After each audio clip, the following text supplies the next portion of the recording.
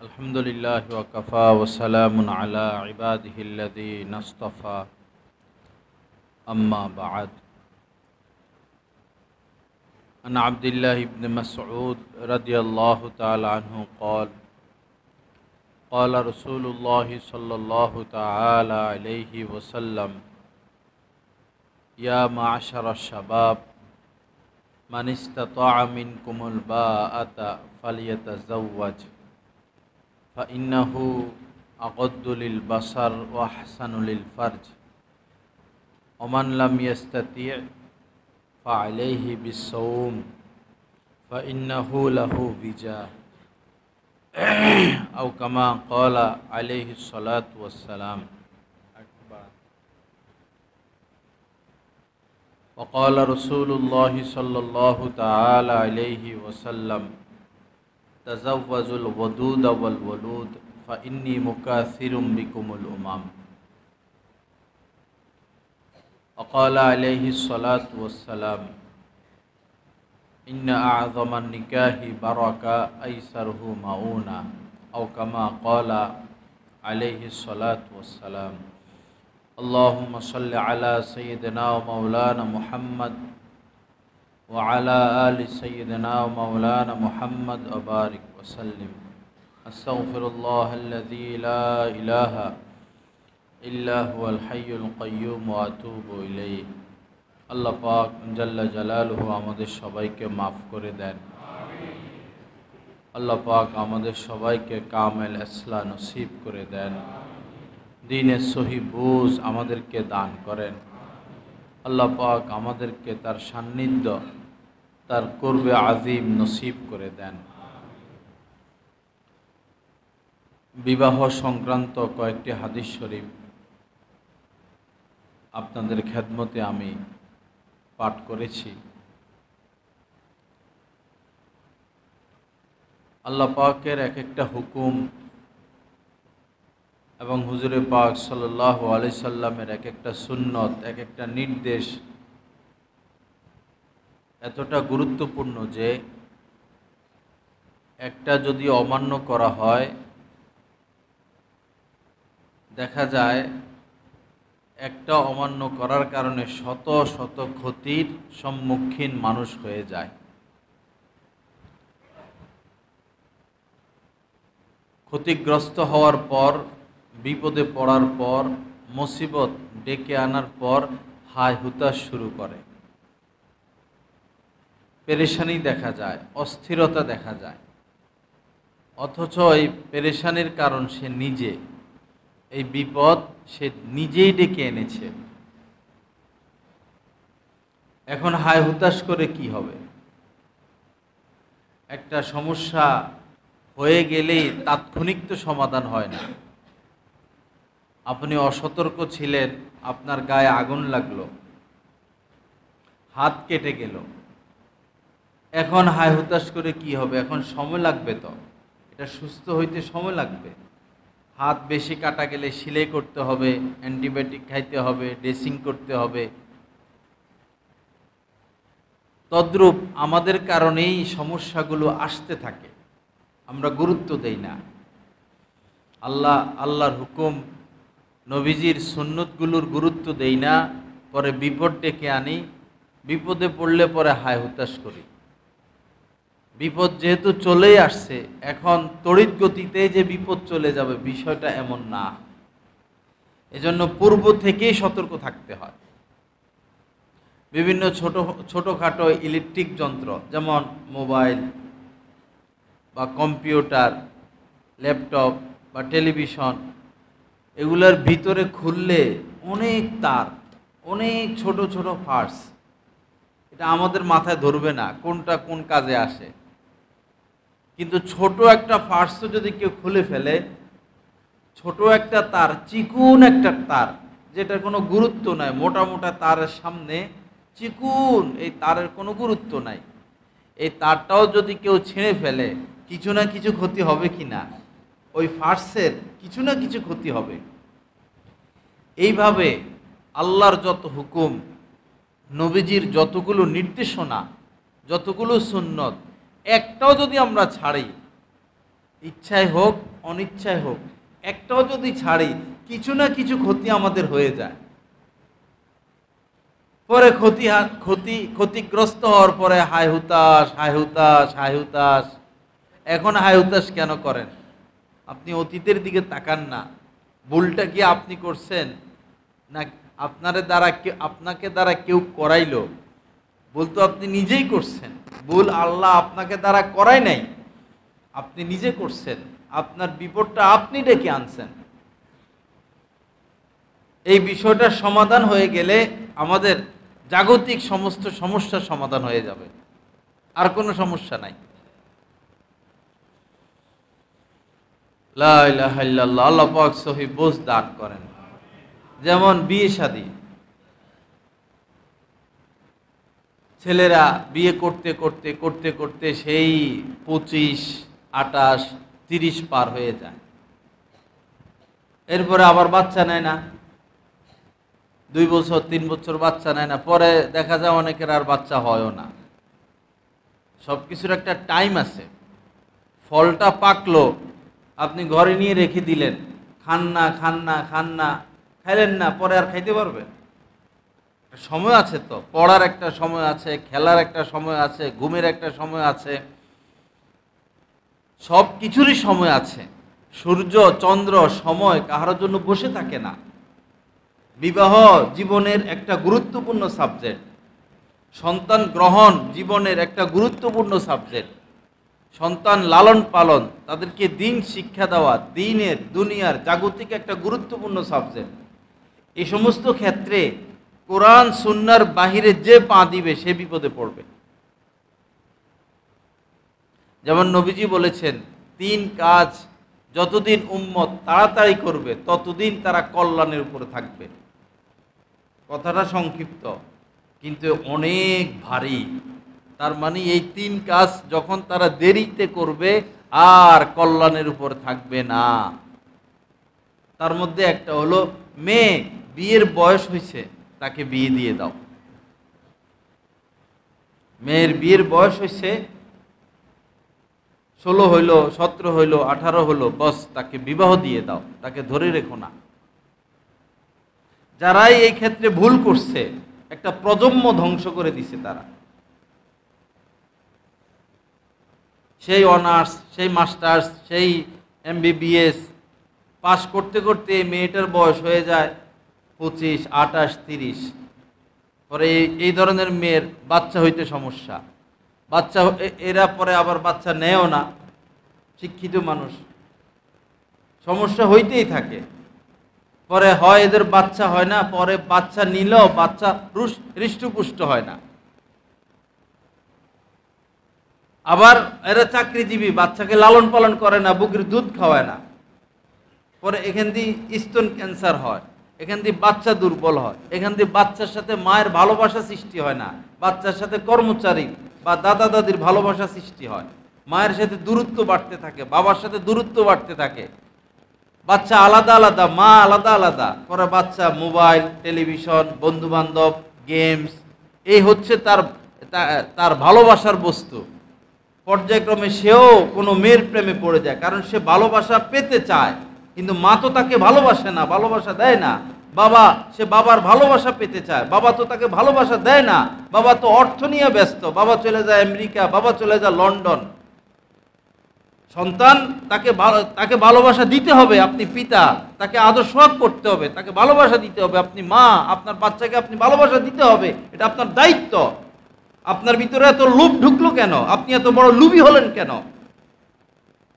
আপনি তো আপনার সন্তানকে শেষ করলেন, আপনি আপনাকে শেষ করলেন। সব জায়গায় লোভ কাজ করে। সুন্নাহ শরীয়তের গণ্ডির বাহিরে যারা চলবে তারাই বিপদগ্রস্ত হবে। কিছুই করার নাই। তাবিজে কি করবে, দোয়ায় কি করবে, পানি পড়ায় কি করবে? আপনি তো আপনার হাত কেটে চলে আসছেন, আপনার কলিজা কেটে দিছেন, এখন দোয়ায় আর কি হবে, পানি পড়ায় কি হবে? সিস্টেম মোতাবেক আগাইতে হবে। একটা গাছ আপনি চাচ্ছেন যে সেটা সোজা হোক, লম্বা হোক, সোজা হোক, আপনি চাচ্ছেন এটা, কিন্তু গাছটা যখন 2 হাত লম্বা হইল, আপনার উচিত ছিল গাছটা যখন বড় হয় তার কানাগুলো শাখাগুলো কেটে দেওয়া, তখন সে বড় হবে। সোজা একটা থাকে, সোজাটা রেখে আপনি বাম পাশে একটা বাইর হলো এটা কেটে দেন, ডাইন পাশে একটা বাইর হলো এটা সুন্দর করে কেটে দেন, গাছটা সোজা হবে। আপনি কি করলেন, গাছের মেইনটা কেটে দিছেন, যেটা সোজা বাইর হয় মেইনটা কেটে দিছেন, আর মনে মনে আশা যে গাছটা কি হোক, সোজা হোক। এটা পাগলের আশা, এই আশা পাগলের আশা। এরকম আমরা পাগল হয়ে গেছি, আমরা পাগল হয়ে গেছি সব।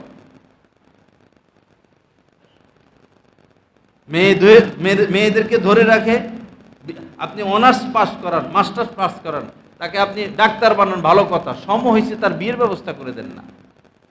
দুপুরবেলা খাওয়ার সময় হলে মানুষ খায় না, বিকেলবেলা মানুষ চা খায় না, ঘুমের সময় মানুষ ঘুমায়, খেলার সময় মানুষ খেলে। তার বিয়ের বয়স হয়েছে, বিয়ে দিয়ে দেন। পড়ালেখা শেষ করতে তো সময় লাগবে, এটা তো সময় লাগুক না, 30 বছর 35 বছর লাগুক, এটা তো তার জরুরি, তার উপর ফরজে আইন, তার শারীরিক জরুরত আছে, তার সন্তান গ্রহণের জরুরত বিষয় আছে, তার সন্তান প্রসবের বিষয় আছে, তার সন্তান লালন পালনের বিষয় আছে। একটা মেয়ের বয়স যখন 30 পার হয়, 32 35 পার হয়, পরে তার দুনিয়ার রোগে ধরে, এই কোমর ব্যথা, এই অশান্তি, সারাদিন শুয়ে থাকতে হয় তাদের। এখন এই বাচ্চা লালন পালনের যে কষ্ট, এই মেয়েটা কিভাবে কষ্ট সহ্য করবে? প্রকারান্তরে মানুষ এখন সন্তান কম নেয়। যারা সন্তান কম নেয় সে তো নিজেকে নিজে জবাই করে। যে সন্তান কম নিচ্ছে, যে পুরুষ, যে নারী সন্তান কম নিচ্ছে, সে তো নিজের পায়ে নিজে কুড়াল মারতেছে। কদ খাসিরাল্লাযীনা ক্বাতালু আওলাদাহুম, আল্লাহ পাকের কথা, কোরআনের কথা। কদ অবশ্যই, খসিরা ক্ষতিগ্রস্ত হয়ে গেছে, আল্লাযীনা ক্বাতালু আওলাদাহুম যারা তাদের সন্তানকে হত্যা করেছে, সাফাহান বিগয়রি ইলমিন বোকামি বশত, না জানা বশত, না জানার কারণে সে নিজেকে নিজে শেষ করে দিল। একটা সন্তান, দুইটা সন্তান, পরে সন্তান যায় ঢাকা, একটা সন্তান মাত্র, একটা ছেলে, ঢাকা গেল। এখন মা বাবার আরে যদি পোলার কিছু হইয়া যায়, আপনি নিছেন কেন একটা? আপনি একটা নিয়ে তো আপনার হার্ট অ্যাটাক ডেকে আনলেন, আপনার ব্রেন স্ট্রোক আপনি ডেকে আনলেন। সন্তানের জ্বর হইলো মা বাবার হার্ট অ্যাটাক করে, সন্তান ট্রেনে উঠতে পারে না, সন্তান বাসে উঠতে পারে না, সন্তান কোথাও যাইতে পারে না, সন্তানের কোনো খবর শোনার আগে তারা হার্ট অ্যাটাকের জন্য প্রস্তুত হয়ে বসে থাকে। আপনি নিলেন কেন সন্তান কম? সন্তান কম নিতে আপনাকে বলছে কে? ওয়ালা তাকতুলু আওলাদাকুম খাশিয়াতা ইমলাক, আল্লাহ পাক বলছেন খবরদার দারিদ্রতার ভয়ে কেউ সন্তান হত্যা করো না, দারিদ্রতার ভয়ে কেউ সন্তান হত্যা করো না। নাহনু নারযুকুকুম ওয়া ইয়াহুম, তোমাদেরকে আমি রিজিক দেই, তোমাদেরকে আমি খাওয়াই, তোমাদের সন্তানদেরকেও আমি খাওয়াবো। দায়িত্ব আল্লাহ নিয়ে নিছেন, দায়িত্ব আল্লাহ নিছেন। ক্ষতির সব দিকে ক্ষতির সম্মুখীন মানুষ। ক্ষতিটা তো আমরা প্যাঁচটা তো আমরা লাগাই দিছি আগেই। গতকালকে এক সেনা অফিসার, বেচারা ভদ্র মানুষ, ভালো মানুষ, আসলে দিনের বুঝ নাই, এক ছেলে এক মেয়ে মাত্র।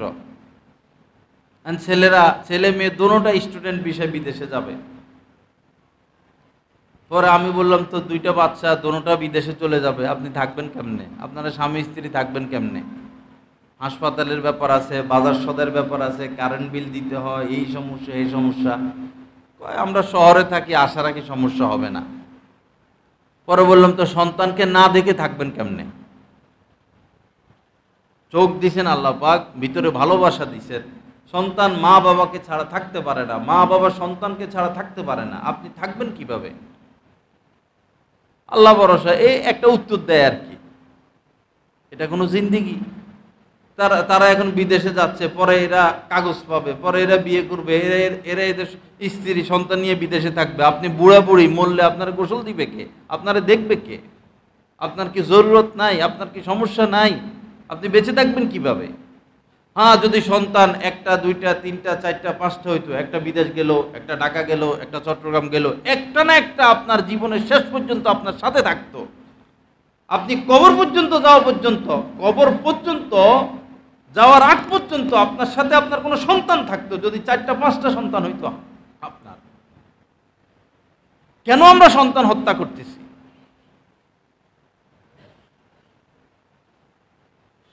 এরপরে দেখুন সমস্যাগুলো। মনে করুন আপনার একটা ছেলে, তো সে বড় হইল, তাকে বিয়ে করাইলেন, তাকে বিয়ে করাইলেন, তার ঘরেও বাচ্চা হইল, আপনার নাতি নুতি হইল। এখন আপনি মারা গেছেন, এই ফাঁকে মারা তো যাইতে হবে। এখন আপনার ছেলে আর তার সন্তান, এখন কোনো কারণে আপনার ছেলেটাও মারা গেল, মারা যাইতে পারে, বহু মানুষ এখন 30-এর পরে মারা যায়। এখন আপনার এই নাতি, 2-3টা নাতিকে কে দেখবে? এরা তো এতিম হয়ে গেল, এরা তো অসহায় হয়ে গেল, এদের তো কোনো আত্মীয় স্বজন নাই, কে দেখবে এদেরকে? যদি আপনার 2টা বাচ্চা থাকতো, তাহলে আপনার একটা ছেলে মারা গেল, এখন এই নাতিগুলো তার চাচার আশ্রয় থাকতে পারত, চাচাই টেনে নিত। আপনি স্বামী স্ত্রী মারা যাবেন, আপনার মেয়ের বাচ্চা হবে, তো 2 বোন থাকলে এক বোন আরেক বোনকে যাইয়া দেখে, এক বোনে ক্ষতি হলে আরেক বোন পাশে যাইয়া দাঁড়ায়। বহু বিষয় আছে। এজন্য নবীজি বলেছেন, তাজাওয়াজুল ওয়াদুদা ওয়াল ওয়ালুদ ফা ইন্নী মুকাসিরুম বিকুমুল উমাম। যেই মেয়ে প্রেমময়, যার ভিতরে ভালোবাসা আছে, যার ভিতরে মায়া আছে, আদর সোহাগের যোগ্যতা আছে, ভালোবাসা আছে, এরকম মেয়েকে বিবাহ করবা, এবং যে বেশি সন্তান দিতে পারে এরকম মেয়েকে বিবাহ করবা।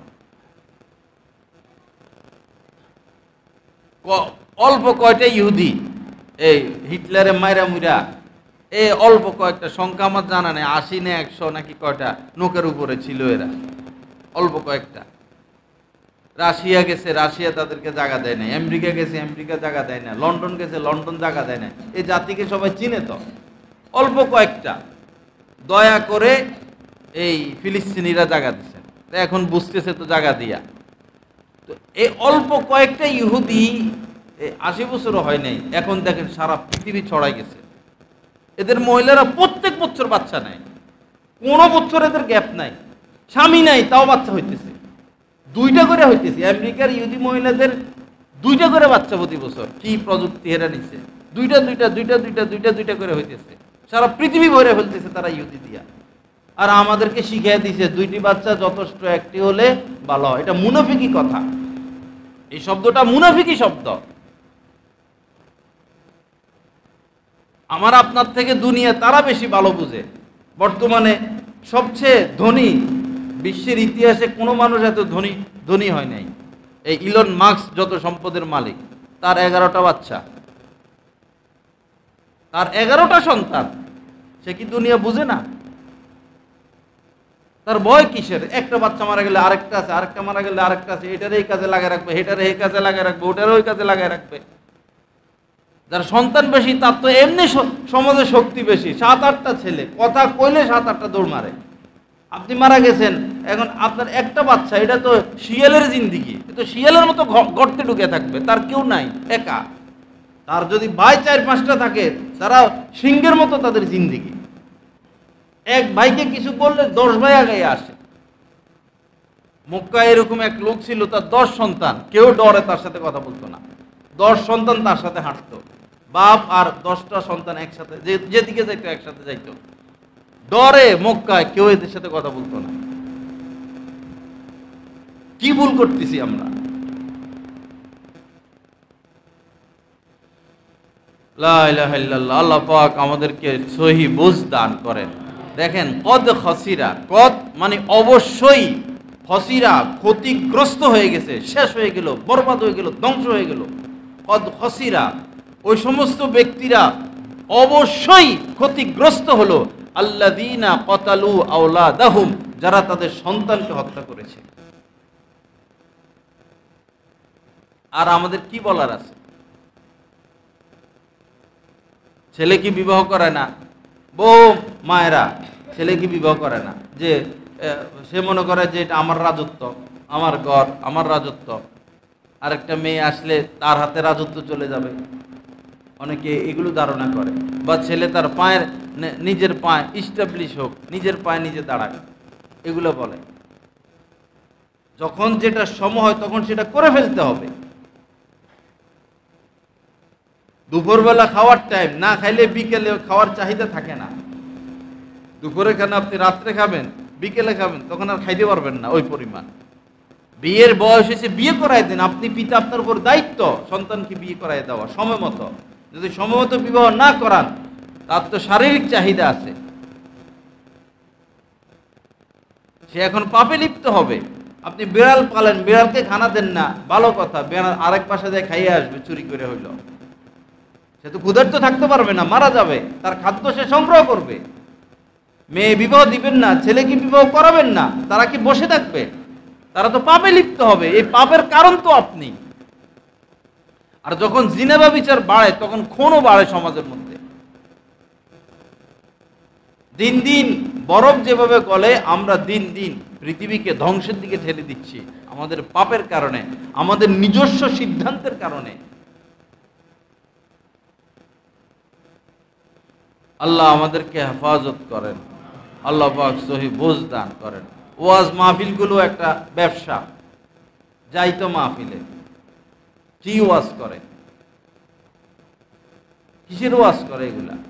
এগুলো ওয়াজ। আয়সা চিল্লানি একটা মারে, জেলে ঢুকছে কতগুলো, বাইর হইয়াই 50,000 1 লাখ এদের হাঁকায়। গরুর দাম যেরকম হাঁকায়, কত 7 লাখ। নাফরমান কতগুলো বাইর হয়েছে হাঁকায় এরকম 1 লাখ 2 লাখ। আয়সা চিল্লানি একটা মারে, হাসিনার এই হয়েছে, অমুকের এই হয়েছে, মানুষও ওই করে উঠে যাওয়ার সময় 1 লাখ নিয়ে চলে যায়। পাগলের দল, সব সব পাগল, সব পাগলের দল।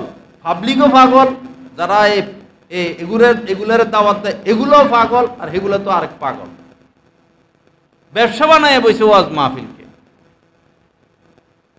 এদের দরকার টাকার। আর শ্রোতা যেগুলো আছে, এগুলো তো ওই যে গান শুনতে শুনতে, মমতাজের গান শুনতে শুনতে সুরের পাগল। তো এখন ওয়াজ মাহফিলের মধ্যে সুর, সুর মানেই ব্যবসা। যে সুর দেয় ব্যবসা করে। কোন নবী রাসূল বয়ানে সুর দেন নাই, স্পষ্ট কথা। কোন নবী রাসূল দ্বীনের কথা বলতে সুর দেন নাই। কোন সাহাবী দ্বীনের কথা বলতে সুর দেন নাই। কোন তাবিঈ দ্বীনের কথা বলতে সুর দেয় নাই। কোন তাবিঈ দ্বীনের কথা বলতে সুর দেন নাই। কোন আইম্মা মুজতাহিদিন দ্বীনের কথা বলতে সুর দেন নাই। আকাবিরে কোন দেবন দ্বীনের কথা বলতে গিয়ে সুর দেন নাই। সুর আবিষ্কার করছে বাংলাদেশিরা, পয়সার দান্দা, দিন বিক্রেতা। ইয়াবিউদ্দিনাহু, এরা দিন বিক্রি করতেছে। সব দিকে সমস্যা। মানে এদেরকে দাওয়াত দেয়, নাহলে তো কালেকশন হবে না। উদ্দেশ্য তো কালেকশন। এরা আইলে লোক বেশি আসবে, পরে কালেকশন করবে। কালেকশন করে কারে খাওয়াইতেছেন? যারা তারাবি পড়ে টাকা নেই, এরকম হাফেজ বানানোর দরকার নাই। যারা কন্ট্যাক্ট করে ওয়াজ করে, এরকম মুলবি বানানোর দরকার নাই। একটা হাফেজ বানান, একজন আলেম বানান, একজন হাফিজ হুজুর বানান, সারা পৃথিবী কাঁপাইয়া দিবে। যারা পাপী লিপ্ত, তাদেরকে খাওয়াবেন কেন?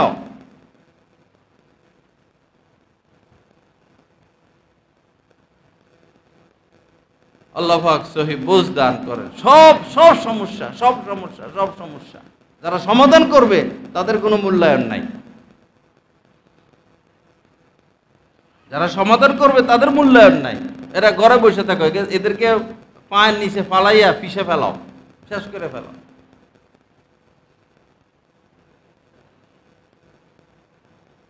লা ইলাহা ইল্লাল্লাহ। আল্লাহ পাক আমাদেরকে মাফ করেন, আল্লাহ পাক সহি বুঝ দান করেন, আল্লাহ পাক সমস্যাগুলো থেকে আমাদেরকে ফিরে আসার তৌফিক দান করেন। যে হাদিস শরীফ আমি পড়েছিলাম শুরুতে, ইয়া মাশারা শাবাব, নবীজি বলতেছেন, হে যুবকেরা, শুধু যুবকদেরকে বলতেছেন, মানিস্তাতা মিনকুমুল বাআতা, তোমাদের মধ্যে যারা বিবাহ করতে সক্ষম। আল বাআতা মানে হলো শারীরিকভাবেও সে সক্ষম এবং আর্থিকভাবেও সক্ষম। মোহর দিতে পারবে, স্ত্রীকে খাওয়াইতে পারবে, স্ত্রীর গোসল করার ব্যবস্থা, তার পাকঘরের ব্যবস্থা, তার থাকার মতো একটা রুম, এই 3টা জরুরি। দেশ গ্রামে নদীতে গোসল করে মহিলারা।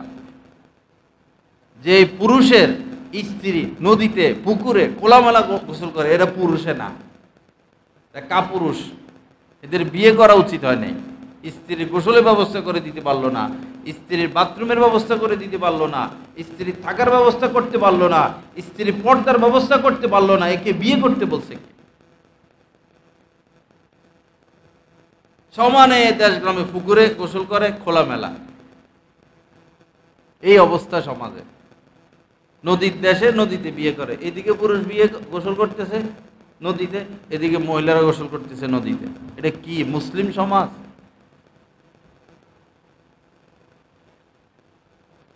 আল বাআতা দুই উদ্দেশ্য, একটা হলো স্ত্রীর মোহর, স্ত্রীর খরচ, আর একটা হলো তার শারীরিক।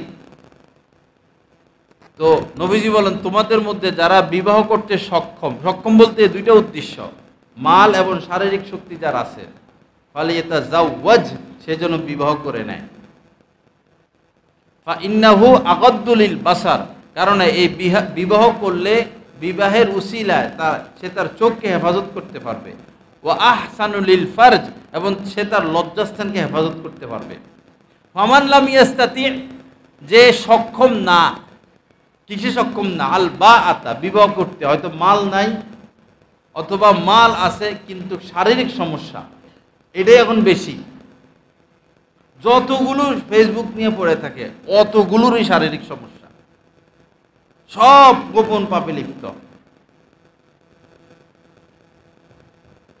সব না বইলা 95% বলি, একটু ফাঁক রাখি, 95% শারীরিক সমস্যা।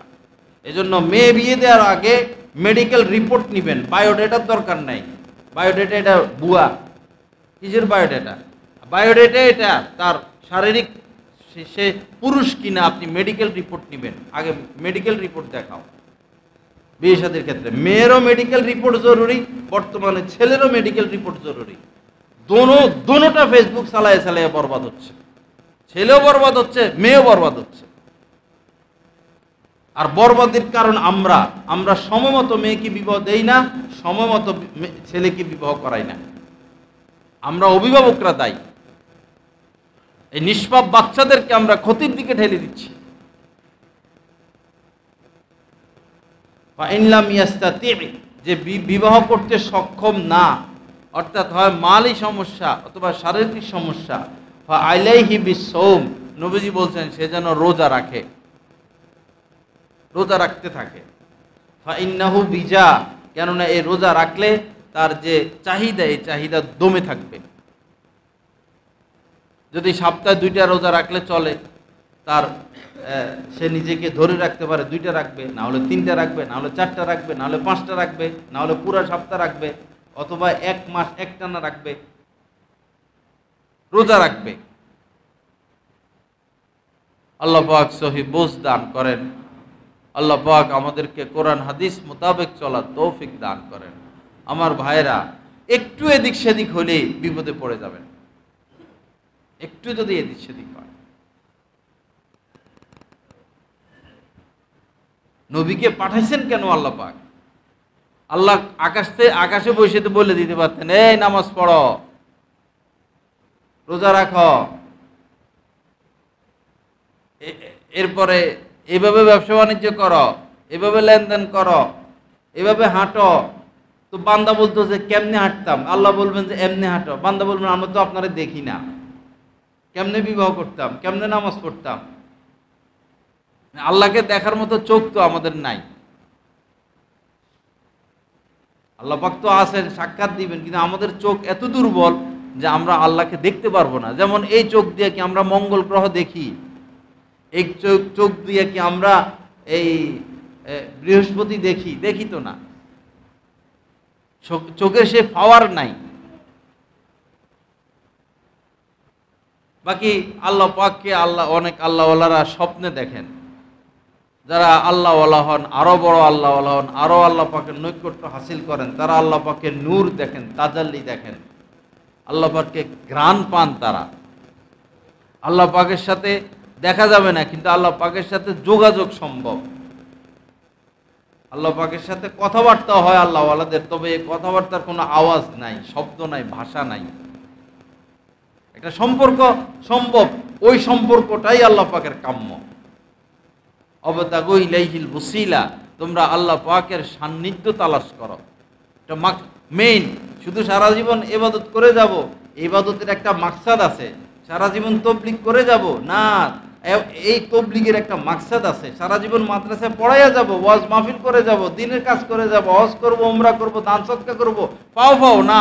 এই সমস্ত কাজগুলোর একটা মাকসাদ আছে, সেটা হলো আল্লাহকে খুঁজে পাওয়া। অবতাগু ইলাইহিল ওয়াসিলা, আল্লাহ পর্যন্ত পৌঁছা। আনতা আবুদাল্লাহ কাআন্নাকা তারা, এই সমস্ত ইবাদত বন্দিগির যেটা মূল মাকসাদ সেটা হলো এই এমনভাবে ইবাদত করো কেমন যেন তুমি আল্লাহকে দেখতেছ। ওই স্থান পর্যন্ত পৌঁছতে হবে আমাদেরকে। এখন তো আমরা ওয়ানে পাস করি না, ওয়ানে ফেল করতেছি, ফেল করতে করতে বয়স হয়ে গেছে 60-70, এখনো ওয়ানে পাস করতে পারলাম না দিনের লাইনে। তো 2 কবে পাস করব, 3 কবে পাস করব, কবে 8, কবে মেট্রিক, কবে ইন্টার, কবে মাস্টার ডিগ্রি, কবে পিএইচডি? ওয়ানে ফেল করতেছি সবাই। আল্লাহকে খুঁজে পেতে হবে, আল্লাহর সাথে প্রেমময় সম্পর্ক কায়েম করতে হবে। আল্লাহ পাক ভালোবাসা চান। ইবাদত আর আমরা কি করি? বহু ফেরেশতা আছে একবারই রুকু থেকে আর উঠে না, বহু ফেরেশতা আছে সেজদা থেকে আর উঠে না, বহু ফেরেশতা আছে নামাজে দাঁড়াইছে, দাঁড়ানো অবস্থায় আছে। নাহানু নুসাব্বিহু ওয়া নুকাদ্দিসু লাক, যখন আল্লাহ পাক বলছেন যে আমি মানুষ বানাবো, আমার খলিফা বানাবো, তো ফেরেশতারা বললেন আল্লাহ আমরাই তো যথেষ্ট, আমরাই তো আপনার গুণগান গাই, আপনার তাসবিহ পড়ি, আপনার প্রশংসা করি। ইয়াসফিকুদ্দিমা, এরা তো রক্তারক্তি করবে। এই যে রক্তারক্তি করতেছে কি মোটু হইতে, সব দোষ হইল এই নেতাগুলার। এগুলা মানুষ না, এগুলা জানোয়ার, পশু। বলবেন, আমার কথা বলবেন যে উনি বলছে তোরা জানোয়ার। ওসির উচিত উভয় পক্ষের এই গ্রুপেরও মেইন নেতা সহ 10টা, এই গ্রুপের মেইন নেতা সহ 10টা, দোনোটারা এনে জেলে আটকে রাখো ওসি সাহেব। এবং বলবে যতক্ষণ তোরা সমাধান করবি না ততক্ষণ তোরা জেলে থাকবি। এই হলো সমাধান, আর কোনো সমাধান নাই। যত বড় বিচারক এই যে নিচে দিয়া খায়, নিচে দিয়ে খাওয়ার পার্টি সব বিচারকেরা, হর্তাকর্তারা। আপনারা নেতা মানেন আর কি? আপনারা ফুলের মালা দেন, গেট লাগান। বহু নেতা তো আসতো দেখতাম 1000 গেট লাগায়। তোর বাপের টাকা দিয়ে তুই গেট লাগাইলি? কার টাকা, কার সম্পদ নষ্ট করলি? এরা কই এখন? এত ফুলের মালার লোক কই এখন? ভালোবাসা যদি উভয় পক্ষ থেকে থাকতো তাহলে সে হেলিকপ্টারে পা দিল কেন? সে জেলে যাক, সে সেনাদের হেফাজতে যাক, জনগণ তাকে জেল থেকে বাইর করতো। সে পড়াইলো কেন? বুঝা গেল ভালোবাসা নাই, স্বার্থের জন্য রাজনীতি করছে। আপনাদেরও স্বার্থ আছে, আপনারা বাগবুক পান কিছু। আল মারউ মাআ মান আহাব্বা, যে যাকে ভালোবাসবে সে তার সাথে থাকবে। সহজ কথা। কাকে ভালোবাসি আমরা যাচাই বাছাই করি। যদি আপনি ভোট দেন এমন এমপিকে, যদি ভোট দেন এমন চেয়ারম্যানকে, যদি ভোট দেন এমন মেম্বারকে, জানেন সে চুরি করবে, জানেন সে মদখোর, জানেন সে দেশকে ভালোবাসে না, জানেন সে লুটপাট করে, দলের মায়ায় যদি এই সমস্ত চোর বাটপারদেরকে ভোট দেন, এরা চুরি করার কারণে যে পরিমাণ পাপ হাসিল করতেছে, আপনি ভোট দেওয়ার কারণে আপনিও সমমানের পাপী। আপনি বড় পাপী, ভোটাররা বড় পাপী। এমপি মন্ত্রী পরে, সে এমপি হইতে পারতো না, সে মন্ত্রী হইতে পারতো না, সে চুরির সুযোগ পাইতো না। সুযোগ আমি আপনি করে দিছি, আমি আপনি অপরাধী। বাংলাদেশে বহুত চোর দেখছি স্বাধীনতার পর থেকে। এমপি মন্ত্রীদের মতো বড় চোর কেউ দেখছেন বলেন তো? আপনারা বলেন, এমপি মন্ত্রীদের মতো বড় চোর দেখছেন? এই যে কথা কয় না। এক ঈমান আছে কিনা সন্দেহ, ঈমান আছে কিনা সন্দেহ। আমাদের দলের এমন টান, ঈমান নিয়ে যাইতে পারেন কিনা সন্দেহ আছে। সৎ লোককে ভালোবাসতে হবে। জানেন না রাত্রে কি করে তারা, কি খায়, কোন অপরাধে লন্ডন উঠে বসে রয়েছে, কোন অপরাধে আমেরিকা যায় বসে রয়েছে।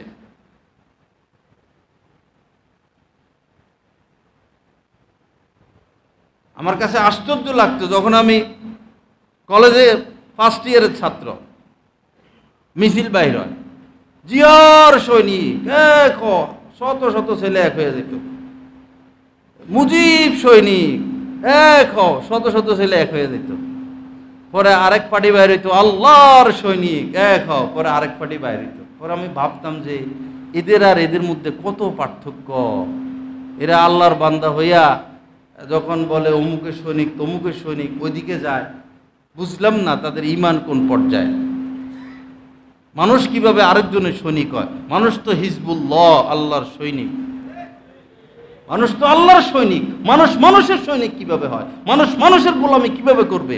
মানুষ মানুষের ইবাদত কিভাবে করবে? মানুষ তো আল্লাহর গোলামি করবে। মানুষ তো আল্লাহর সৈনিক। আলা হিজবাল্লাহি হুমুল গালিবুন। যারা আল্লাহর সৈনিক তারাই সফল হবে, তারাই কামিয়াব হবে দুনিয়া এবং আখিরাতে। ভাইরা, ঈমান আছে কিনা দেখেন। এসলাই বয়ান পরে, ঈমান আছে কিনা সেটা দেখি আগে।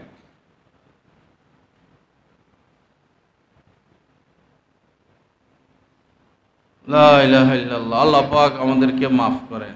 আমার ওয়াজ তো ভালো লাগে না। এই যে বিভিন্ন জায়গায় ওয়াজে যাই, তো সভাপতি সাথে বসে, তো এটা তো বেশিরভাগ সভাপতি সুদখোর। অনেকে আসতে শর্মে উঠে চলে যায়। তো পরের বছর আর দাওয়াত দিব? আমারে দাওয়াতের দরকার কি? আমার দরকার দিন প্রচারের, হক কথা বলে আসি। আমি কি বিক্রি হয়ে গেছি টাকার কাছে যে গোলামি করতে হবে? যারা কন্ট্যাক্ট করে যায় তারা গোলাম। তারা 1 ঘন্টা 1.5 ঘন্টা বয়ান করতে হবে। আমি গোলাম না, আমি বাদশা। মন ছেলে বয়ান করব, মন ছেলে তোদের মুখে জুতো মেরে চলে আসবে। আমি গোলাম না, কারো গোলাম না। কোন মসজিদে আমার কোন মসজিদে থাকতে হবে নির্ধারিত না। আরদুল্লাহি ওয়াসিয়া, আল্লাহ পাকের জমিন প্রশস্ত। দ্বীনের খেদমত মাকসাদ করে নিয়েছি, কোন স্থান আমাদের মাকসাদ না। দ্বীনের খেদমত মাকসাদ।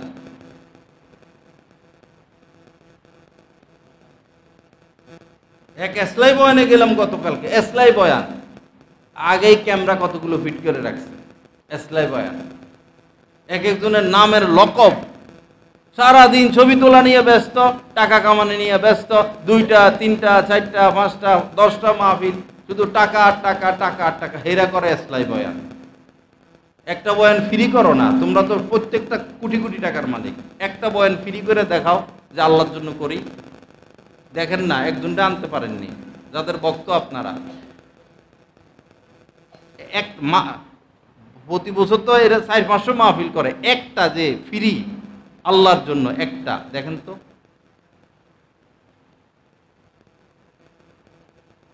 এই জন্য আমার সমালোচনা সব মহলে। আমি মাঠে একা খেলি আর সব হেদিকে, প্লেয়ার সব হেদিকে, একা খেলতেছি আমি। সাথে আল্লাহ আছেন, সাথে আল্লাহ আছেন।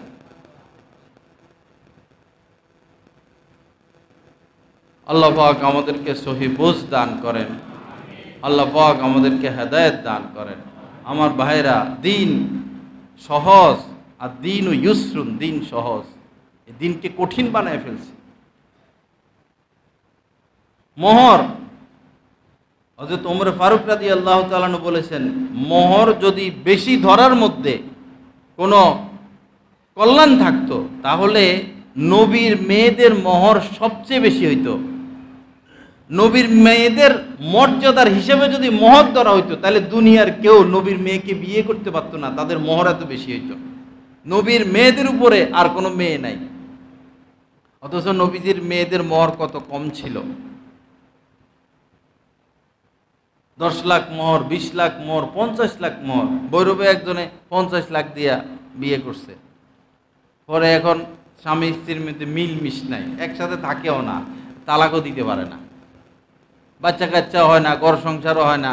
দোনোজনে গলার মধ্যে রশি দিয়া ঝুলে রয়েছে, মরেও না বাঁচেও না, ফাঁসির রশি।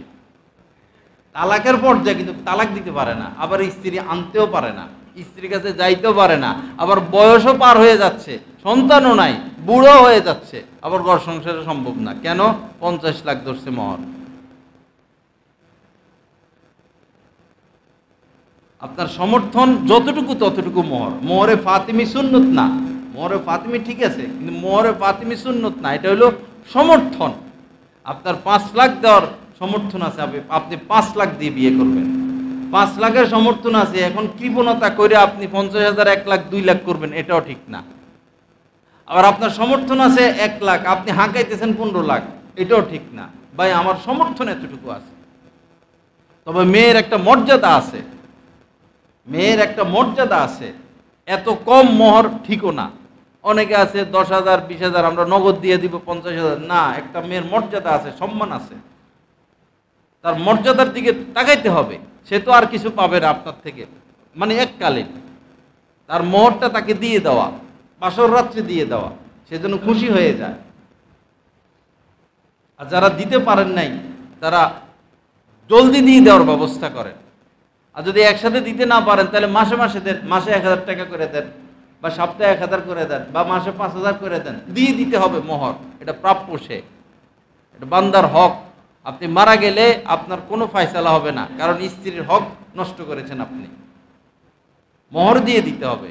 যদি সে মৌখিকভাবে চাপের মুখে মাফ করে দেয়, ভাবিরা যাইয়া ধরে, অমুকে ধরে, তমুকে ধরে, তুমি মাফ করে দাও, এত টাকা সে কোথায় থেকে দিবে, এই সে যদি চাপে পড়ে মাফ করে, তাহলে মুফতি ওলামা ইকরাম বলেন যে মাফ হয় না, মোহর মাফ হয় না। হ্যাঁ, স্ত্রী যদি দিল থেকে কোনো এক পর্যায়ে গিয়ে দেখলো যে স্বামী সংসার চালাইতে কষ্ট, কোথায় থেকে এত টাকা দিবে, দিল থেকে যদি মাফ করে দেয় তাহলে তো মাফ হবে। কিন্তু চাপের মুখে যদি সে বাধ্য হয়ে মাফ করতে, মাফ হবে না। কিন্তু আমাদের সমাজে মোহর বেশি ধরে এই লক্ষ্যে যে বেশি মোহর ধরলে আমার মেয়েকে আর তালাক দিতে পারবে না, এজন্য মোহর বেশি ধরে। মানে উল্টা পথে হাঁটে। আপনি দিনদার ছেলের হাতে বিয়ে দিয়ে দেন, তালাকের চিন্তা আসে কেন মাথায়? আপনার মেয়েকে দিনদার বানান, ছেলেকে দিনদার বানান। যে ধনী দেখে বিবাহ করবে, যে ধনী দেখে বিবাহ করবে, আল্লাহ তারে গরিব বানায় ফেলবে। হাদিসে আছে এরকম কথা, যে পুরুষ ধনী দেখে বিবাহ করলো, আল্লাহ তাকে গরিব বানাবে। অনেক উচ্চ মর্যাদা সম্পূর্ণ দেখে বিবাহ করছে, আল্লাহ তাকে অপমানিত করবে। বিবাহ করতে হবে দিন দেখে, দিন আছে, দিনকে সাথে রেখে। এরপরে যদি সে ধনী হোক আলহামদুলিল্লাহ, সে রূপসী হোক আলহামদুলিল্লাহ, সে উচ্চ মর্যাদা সম্পূর্ণ হোক আলহামদুলিল্লাহ। আগে দেখতে হবে দিন আছে কিনা। ফাজফার বিজাতিদ দিন তারিবাত ইয়াদাক। কপাল পোড়া, যদি দাম্পত্য জীবনে সুখী হতে চাও, আমাদেরকে বলছেন, তাহলে দিনকে প্রাধান্য দাও। সে মোবারক মোবারক গোলাম, কর্মচারী, বাগান দেখে, বাগানের কর্মচারী, এ মালিক।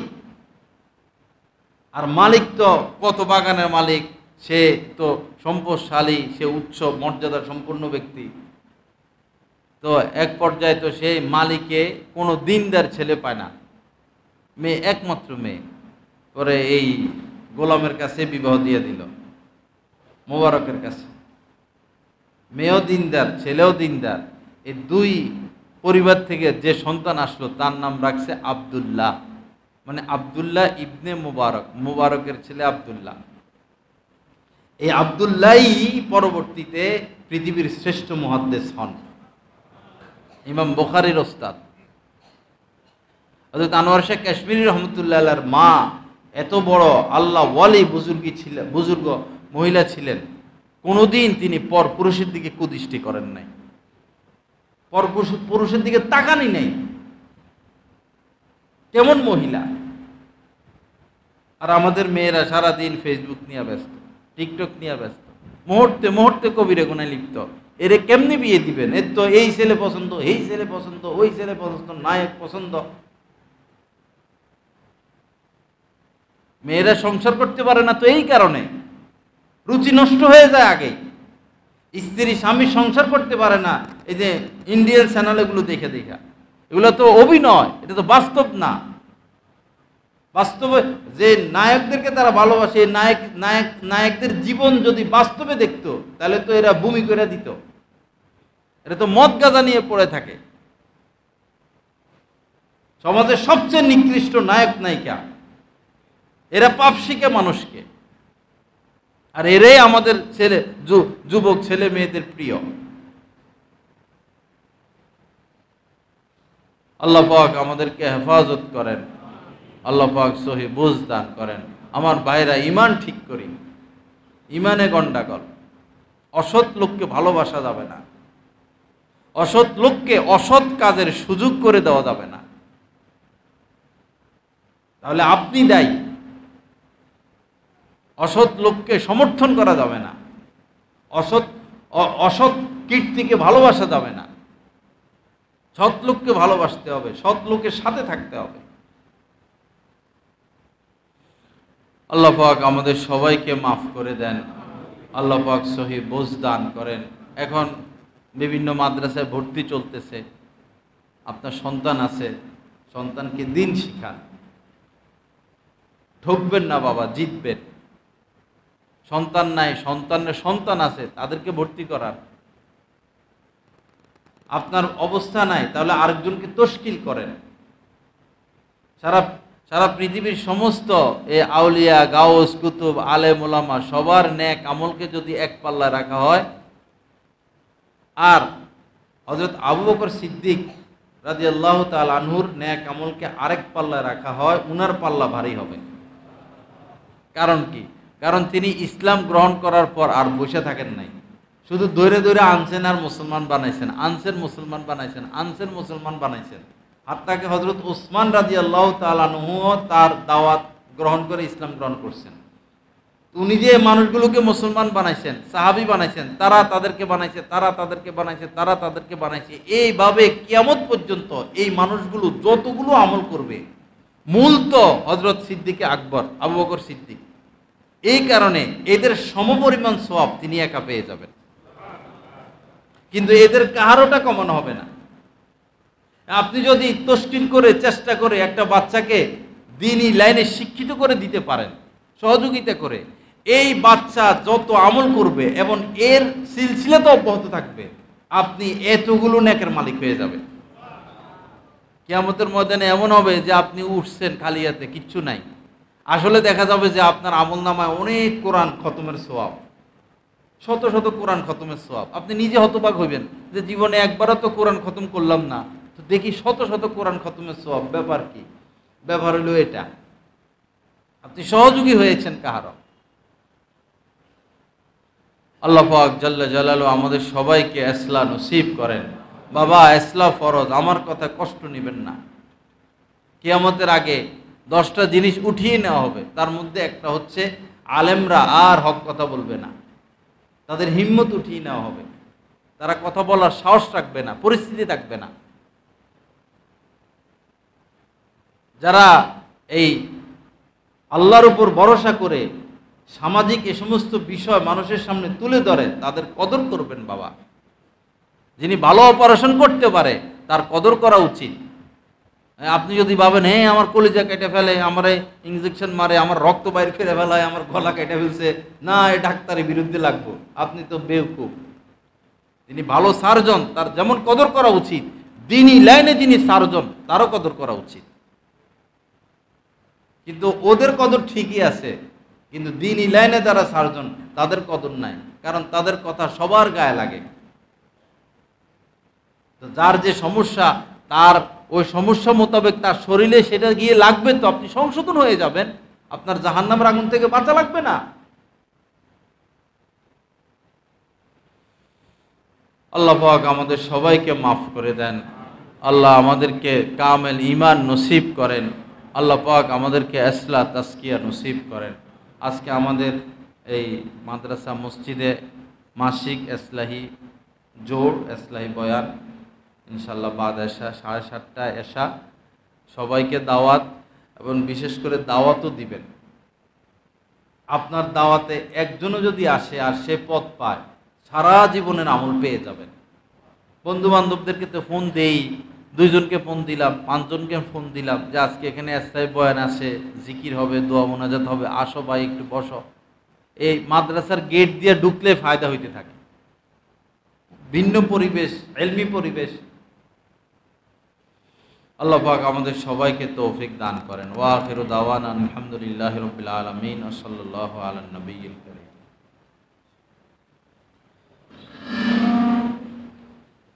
হযরত ওয়ালা দামাত বারাকাতুহুমের প্রতিটি বয়ান পাচ্ছেন নেটের মাধ্যমে, টেলিগ্রামের মাধ্যমে। প্রথমত গুগল প্লে স্টোর থেকে টেলিগ্রাম অ্যাপসটি ডাউনলোড করতে হবে। তারপর টেলিগ্রাম অ্যাপসে প্রবেশ করে নিজের মোবাইল নাম্বার এবং একটি ভেরিফিকেশন কোড প্রদানের মাধ্যমে অ্যাকাউন্ট খুলতে হবে। অ্যাকাউন্ট খোলার পর ডান পাশে উপরে একটি সার্চ আইকন থাকবে, ওইখানে বাংলায় লিখতে হবে বয়ানে মাওলানা জহিরুল ইসলাম সাহেব অথবা ইংরেজিতে @বয়ান বিডি। তারপর চ্যানেলে প্রবেশ, পরবর্তী কাজ হলো নিচে জয়েন আইকন থাকবে, ওইখানে ক্লিক করা। জয়েন হয়ে যাওয়ার পর পূর্ববর্তী আপলোডকৃত সকল বয়ান আপনারা পেয়ে যাবেন খুব সহজে। আলহামদুলিল্লাহ, প্রতি ইংরেজি মাসের শেষ শুক্রবার কমলপুর মাদ্রাসা মসজিদে মাসিক ইজতেমা অনুষ্ঠিত হয়। তো মজলিসে অংশগ্রহণ করার জন্য সকলের প্রতি দিনই দাওয়াত রইল।